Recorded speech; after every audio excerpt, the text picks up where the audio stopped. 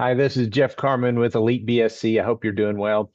In this presentation, I'm going to share some information about estimating work hours. I've said before, the two most important things that a janitorial company has to do when they're putting together a proposal is estimate work hours and then make an accurate estimate of what it's going to take to pay people to do not only do the job but retain those team members as well. So in this video, I'm going to tackle estimating work hours. And as you know, there's a lot of different ways that people can go about doing this.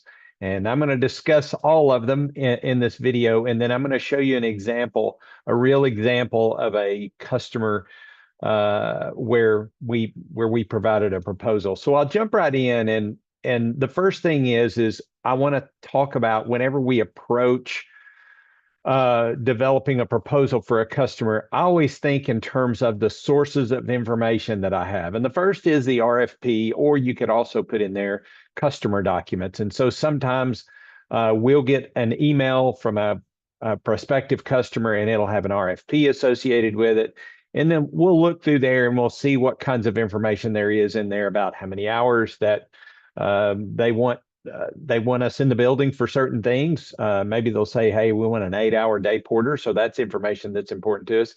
Sometimes they'll tell us about how large the building is. Just any information that's in there that's part of an RFP or something that the customer gives us. The second way that we estimate hours is we simply can ask, and we can ask that question that's right there on the screen. Do you know how long it takes your current cleaner to clean your facility? In a small facility, they may say, oh yeah, they're typically in here about 3 hours each night, or they're in here, there's two people and I think they work about 4 hours each night. And so that information can be very helpful to you. You can also calculate the work hours, and using building measurements, and I'm going to step through that in just a minute. And then the last part, or the last source of information, is for estimating work hours, is to compare other buildings that you're currently cleaning, other buildings of similar segments. So for instance, and we're going to go over a medical example. So what I'm going to do is I'm going to look at medical buildings that we're currently cleaning, how many hours it's taking us to clean it, how many square feet are those buildings, and then find my production rates for there. So it's our, see what you get from the customer, ask the customer, do some calculations, and compare that to buildings that you're already cleaning. So let's talk about getting measurements. And there's 4 ways to get measurements that I'm going to go over. There's Google Maps or Google Earth. You can actually use Google Maps now. They've got a nice measuring tool. Google Maps takes up too much of my energy on my computer, so I don't use Google Earth so much anymore. You can pace off the exterior of the building, and I'm going to show you that in a minute. You can also ask the person, how large is your building? And then you can also use a measuring tool. And I'm going to show you, again, a couple of examples of that in just a minute. So this is actually our building in Owensboro, Kentucky, France Building Services and Elite BSC. We're in the same building. And so I went to Google Earth and I measured out, just used the measuring tool, and it was 3,100 square feet when I measured the exterior of the building. And then I did I did to the street view, and I noticed it had 3 floors. And so I just took the 3,180, multiplied by 3 floors to come up with 9,400 square feet. I typically think that a building we're going to clean between 90 and 95% of the building. There's certainly going to be part of the building we don't clean, just various places. And so I estimated the cleanable square footage in this building would be 9,063 square feet. So that's building measurements using Google Earth. Secondly, I went outside the building and walked along the long side and the short side, and you can see what I got there. In a stride for me is about 3 feet, and so I walked 39 steps down the side, long side, and 8 steps on the front side, and so that got me 117 feet long by 24 feet wide, 3 floors. So that got me 8,424 square feet. If I did 95% of that, you can see what the cleanable square footage is there. Then I asked our owner of our company, I said, hey, how big is this building? How many square feet is this building? And he goes, I'm not really sure, but I think it's around 2,900 square feet per floor. And so I did 2,900 square feet multiplied that by 3 to get 8,700 square feet. And then I took the 95% to get to 8,265. And then lastly, I got out this Bosch measuring tool, laser measuring tool, and I went around the building, and it took a decent amount of time, and I measured all the square feet, and it came out to right at 8,400 square feet. So in summary, here's what I found. If you put all of those together, you can see the variation. And while it may seem like there's a lot of variation there, there's not really a lot of variation. The on the low end, it's 8,000 square feet. On the high end, it's 9,000 square feet. In a building like this, you could say, 1,000 square feet is a lot of square footage, but at production rates that we could work in this building, it's not going to make a big difference in the time. So that is an estimate. That is if we look at our building. So what I'm going to do now is I'm going to take you through an example of a medical building that we currently serve. And I'm going to go through that example. And so this is a medical facility. And so the first thing I did is I used Google Maps. And you can see that when I went around the exterior of the building, the total square footage was just over 28,000 square feet. I did a street view. It was 3 floors. And so that is 84,000 square feet. Again, I estimated that we'd clean 95% of that building. So it's right there. It's just below 80,000 square feet of cleanable space. Again, I'll make a comment here right now is before I go to a building, I try my best to do any of these measurements so that I can ask the customer, so that I can tell the customer, based on what I've found, I think your building is about this size. Can you confirm that for me? Okay, so we're using Google Earth. That's the first thing. Or I use Google Maps. I'm sorry. The next thing I did before I went in to meet with my contact is I just walked down the sides of the buildings and paced off those. Did my pace off, and you can see I did that again. 95% of the building would be about 77,335. So that's square feet. So that's using pace off. Now I went into the meet with a fella, and I told him, I said, hey, it looks like, your building was about 80 to 85,000 square feet. So, but I asked him, is that about right? And he said, well, it's about 30,000 square feet per floor. So, okay, so that's 90,000 square feet. But then he said, there's 3 areas you won't clean, and that's the pharmacy, where we receive materials, and the mechanical room where it's a pretty good sized building. And I asked, do you know about how big that is? And he goes, it's about 20 to 25,000 square feet. The pharmacy's pretty good size. You won't go in there and clean that. And I said, okay, so that's helpful to me. And then I said, is there any terminal cleaning? Because terminal cleaning, the production rate on terminal cleaning is really important to have if you run into that. And I'll show you that in a minute. And so he said there was none. And then I made an observation while I was in the building that this is a high density building. And what I mean by that is in this building, there was a lot of patients, very, very busy practice, and a lot of exam rooms. So they had exam rooms, and they had nurses' stations, and they had doctors' bays, and they also had x-ray suites and all kinds of spaces in this building, very high density. And so to calculate the square footage, I just took 3 floors so it's 3 floors high at 30,000 square feet. That's what he said it was per floor. And then I subtracted out. I just took in between 20 and 25,000 square feet. I did 23,000 square feet, and I came up with the square footage of cleanable space of 67,000 square feet. And so then you get down here, and you might ask, well, how many square feet was it when you measured with the tool? And I didn't measure with the tool. And in fact, I rarely use a measuring tool. If we were in a really small building, I might take it, but I use all of these other ways to measure the space. And I found that it works well. And so right here, it's in a large building, it just takes too long to measure all the spaces. I think when we're measuring in a really big building or a pretty good sized building, and we're doing that, we're kind of in a way wasting our contact's time, because it takes a long time to do these things. And so again, I mentioned this a minute ago. I always do my homework before I go out. I have some measurements, and it said just like this. It looks like your building is around 80 to 85,000 square feet. Is that about right? And what that shows the person when you go out, hey, you've already done a little bit of research. Now that gets a little tougher if you've got a space that's inside a building and you can't really measure, where they are. And, maybe they're inside of a larger commercial building. It gets a little bit more difficult to do that. And so I would encourage you to, if it's, let's say it's inside a commercial building and you can't really determine from the exterior of the building what you have, is I would just find a space in some place in the building that you can kind of see the back of the building. And as you're walking and talking, I would just pace that off to get the length. And then I would try to do the same thing and get the width rather than spending a lot of time with the measuring tool. Again, if it's a small space, use the measuring tool. Otherwise, I would use these other techniques. Okay. Now, there's two methodologies for doing the calculation. So remember, we're getting the building measurements to make a calculation. Two ways to do calculations. One I would call the micro method.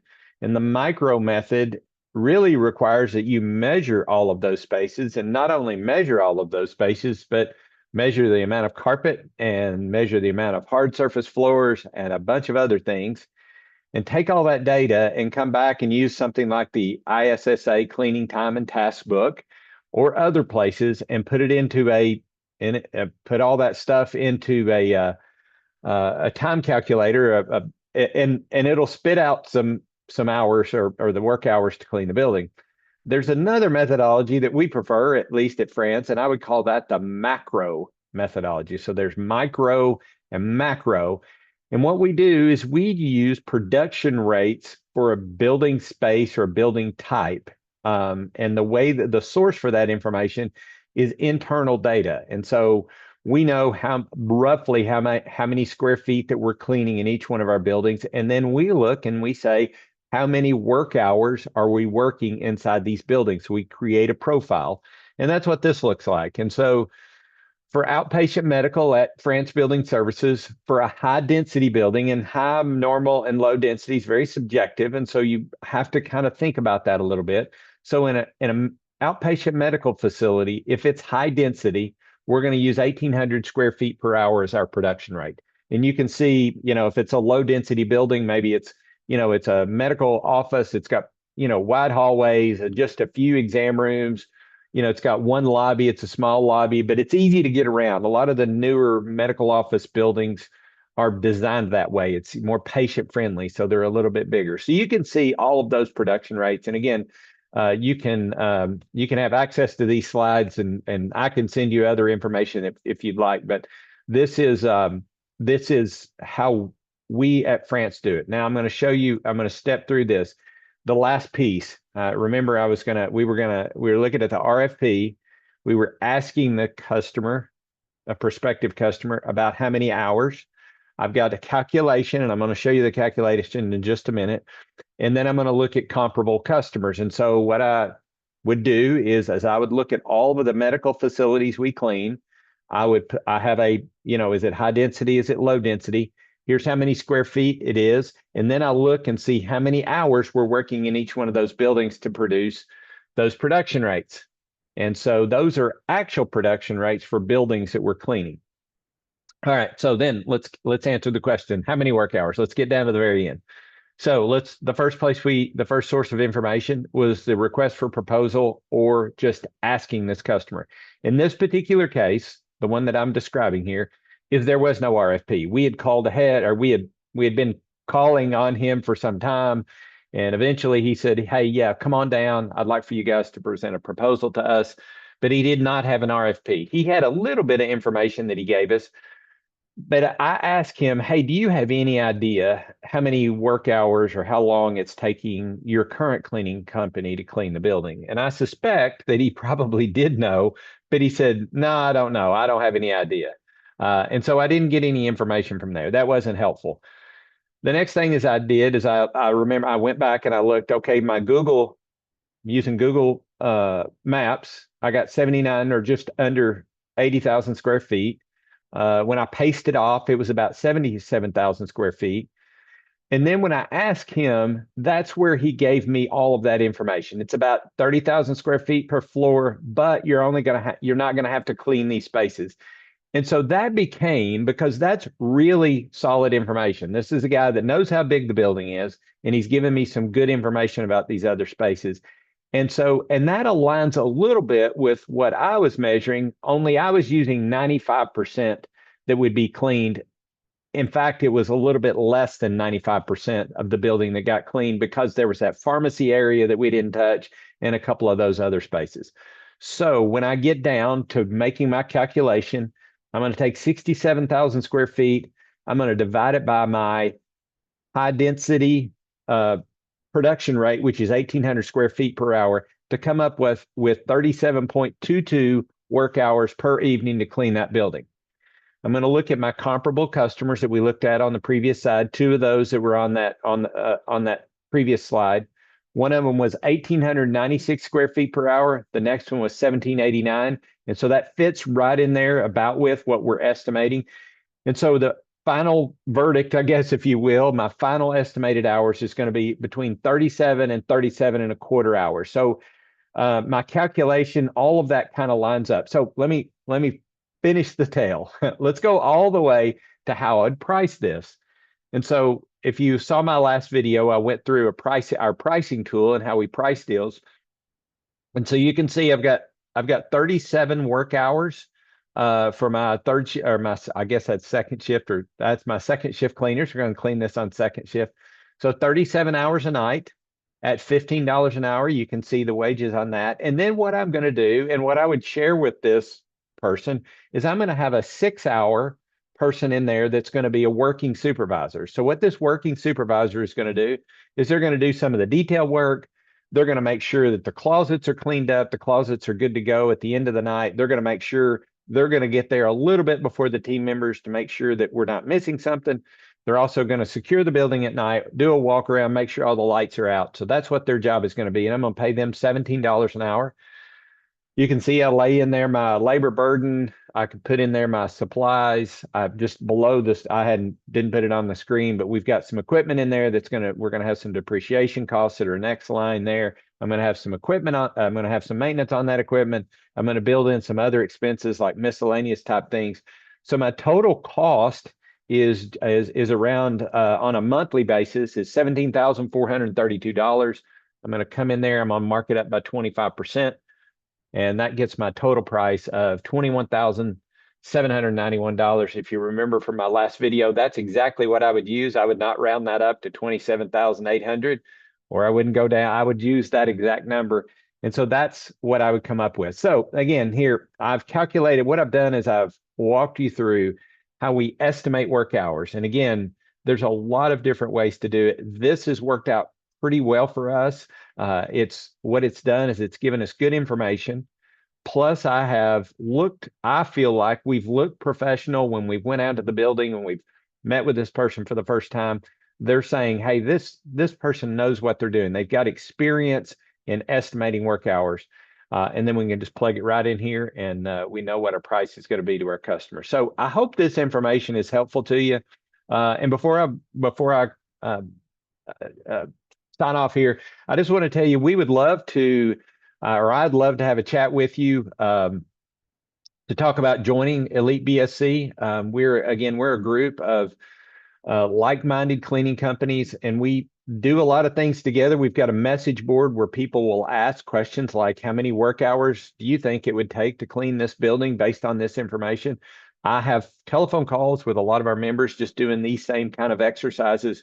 But it's a good group. And I mean, if it's something you'd like to try, just send me an email. My email is jeff@elitebsc.com.